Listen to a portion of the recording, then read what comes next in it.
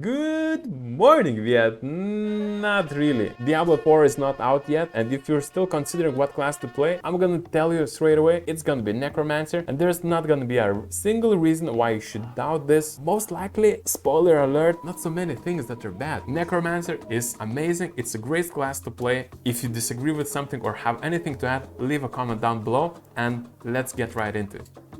Playing as a Necromancer, from the very beginning on, you will notice one key thing. Besides the cosmetics and look-alike that you're like a dead person, you will have ability to summon 4 skeletons. And we're not speaking about like Diablo 2 skeletons that are super squishy. No. We're speaking like even stronger skeletons that you have monsters attacking your skeletons, and because of your weapon upgrades, your skeletons get stronger. And this is the coolest part about the skeleton and Necromancer. When you get stronger, your minions get stronger. And not only that, you have 4 skeletons at the start of the game. More and more content you discover, more and more levels you go through, you'll have more and more abilities. In this video I will be spoiling a little bit of Necromancer, but I hope that you already know a bit about the game, and hopefully you played through the open beta. Previously, I can tell you, even before I was able to play the beta, I predicted that Corpse Explosion is gonna be the thing, and Necromancer is gonna be an awesome class. And I was totally gambling on this idea. Either it's gonna be working out, or I'm gonna be like a absolute fool and a joker saying this this nonsense. But apparently I was right, and I predicted the class to be absolutely beast awesome of a class. And not only the skeletons, the ability to summon things and have cool golems, like you can have so many minions walking around you. You have one of the best skills there is in the entire game, and that is, drum rolls please, Corpse Explosion. I don't know how Blizzard managed to pull it off, but Corpse Explosion sounds amazing, looks great, it does tremendous amounts of damage, and if you're looking for any sort of content to clear, like world bosses, dungeons, quests, just make sure that you lay out some corpses, do corpse explosions, and you're gonna clear out the content. Necromancer overall, I can tell you it's 10 out of 10 when it comes to clearing out monster waves, when it comes to killing bosses, ease of gameplay overall. If you want to be in depth of the class, if you want to go into super complex thingies of the class, you can do that. Class allows you to do different variations. As per now, I know there's couple of skill trees you can look into. There's bone, there's poison, and there's of course skeletons. There's even more. I believe that the best ones are the ones when you are mixing two things, looking into a little bit of legendaries and how things work in between. I can tell you that man, this game has all figured out. If you're like in comparison to Diablo 2 or Diablo 3, if you're thinking when you're playing certain build that you're gonna be sticking to that build, maybe it's a little bit genius, or I just fell in love with it. When I got used to the mechanic, I understood what's happening. I kind of got the feel, started feeling the vibe, how to grind, how to be efficient. Game started dropping me legendaries, and those legendaries, what I like about them, they combine 2 skills into one. For example, if you cast Blight, it automatically like squishes or pulls enemy towards one center. You can do additional attacks towards it, and you kind of always need to respec or learn new skills so you could use legendary items efficiently. And this is the thing where I remember playing as a sorcerer, I struggled a bit, as when you get used to one single tree or one single skill, for example, if you're lightning sorcerers or flaming sorcerers, you get the idea that you are doing one elemental damage attacks, and you are strongest at that, right? You got your playstyle discovered. But when you're playing as a Necromancer, what happens is you don't need to change that much of the things, as most oftenly your summons are there in place. The only legendaries you can get from items to boost your skeletons is either to make them stronger or to have even more skeletons. which is amazing. And speaking about support skills, you have a freedom and the flexibility of choice where you can just freely decide either you want to keep legendaries or just extract them and keep them in vault when you want to just reroll at some point.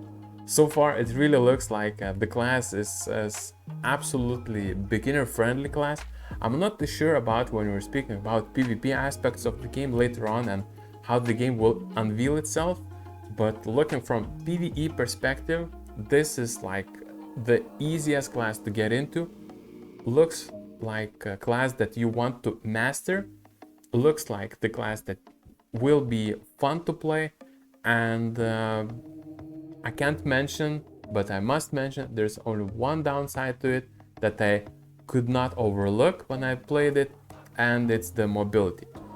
In most cases, you are stuck in one place and you have a singular skill that either makes you some like a blood wave where you can just move across the area slowly or with reduced damage, but most likely you don't have like quick agile movements besides the items that can boost your evade skills so that you can dodge enemies' attacks.